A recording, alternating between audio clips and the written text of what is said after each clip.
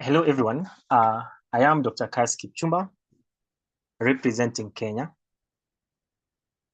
from Group 3. Our topic was, should African nations establish and maintain national biobanks, or should the focus be on regional or continental biobanks managed by the African Union? I will be representing Team F. That is the negative team that will be supporting the regional or continental biobanks instead of the national biobanks. You are all welcomed. So for my introduction, Africa is the most genetically diverse continent in the world. And by pulling samples from different regions, regional biobanks give researchers a wide access to a broader range of genetic materials, which is key for understanding disease patterns, drug responses, and population health. A national biobank might only represent one population, while a regional one can capture the full diversity of the African people. And as you all know, we are moving towards personalized medicine. So we really need to capture the diverse genome of the people of Africa.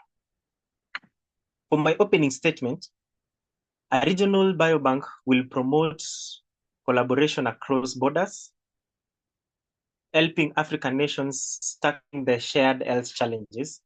That is like malaria, HIV and AIDS, and non-communicable diseases that affect multiple countries. So by sharing the genetic material and health data, researchers from different nations can work together, leading to breakthroughs that benefit the whole continent. And a regional biobank will also encourage this kind of collaborations, whereas now national biobanks will be only limited to a national setting. My arguments are as follows. Number one, when we focus in regional and continental biobanks, there will be consistency across the continent. A regional biobank would ensure that all countries follow the same standards for collecting, storing, and managing samples and data. This uniformity is critical for research quality and for working with international partners. Number two, international and continental biobanks will ensure better use of resources compared to national biobanks. Running a national biobank is expensive and can be challenging, especially for smaller or countries, because most African countries are developing nations.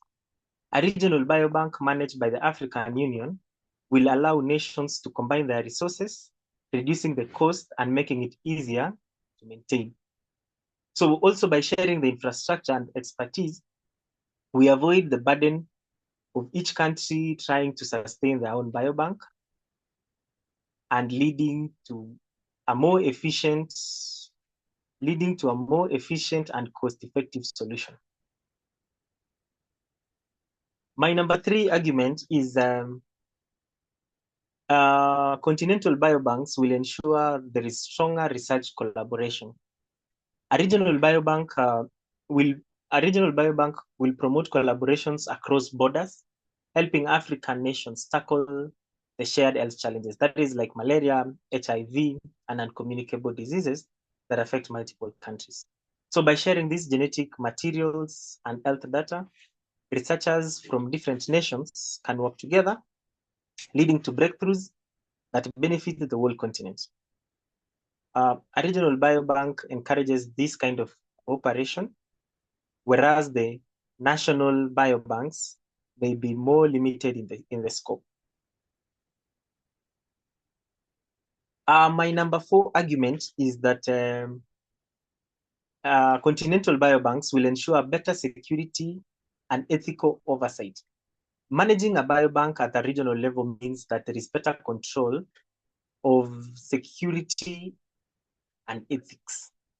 the African Union can create a continent-wide guidelines of how the samples are collected, how the samples are stored, and are shared, ensuring that every country respects the rights of its citizen.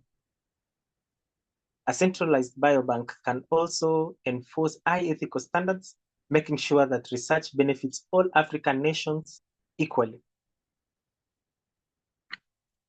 My number 5 argument is that continental biobanks will ensure that there is building of capacity across the whole of Africa. A regional biobank can serve as a hub for training scientists and sharing technology, and offering research opportunities across the continent. Instead of each country having to build its own biobank and expertise from scratch, a central facility can train researchers and share knowledge, lifting scientific capabilities across the whole of Africa. So this is why we should focus on continental biobanks instead of national biobanks. My point number 6 is that continental biobanks will ensure better public health responses. With regional biobanks, African nations can monitor and respond to disease outbreaks more effectively by sharing data in real time. A regional biobank will allow us to track diseases more closely and quickly to protect the public health. A key example is how the COVID pandemic showed us how important it is for countries to work together on health threats that become a pandemic and affects a wider range of areas.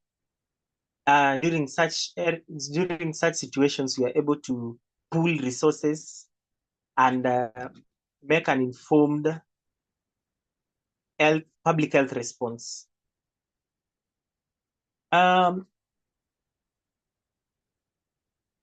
Continental biobanks ensure global partnerships and opportunities.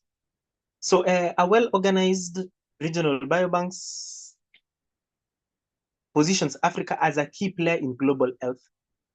By offering rich and diverse collection of samples, we attract partnerships and funding from international research institutions.